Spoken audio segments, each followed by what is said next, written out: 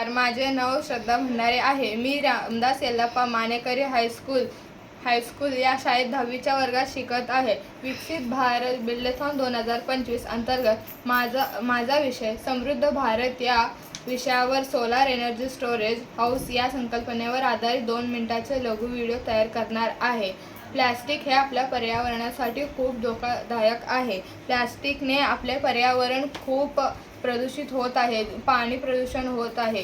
तर हे आता थांबलेच पाहिजे. ग्रामीण भागात वीज नसल्याकारणाने खूप समस्याचे सामोरे जावे लागणार आहे.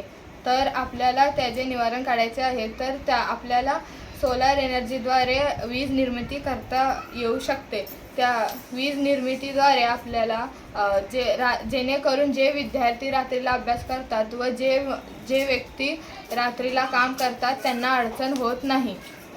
तर आपल्याला विजेचा स्टोरेज करून रात्रीला ऑटोमॅटिक एक सेन्सरद्वारे ते आपल्याला ऑन करता येऊ शकते. धन्यवाद.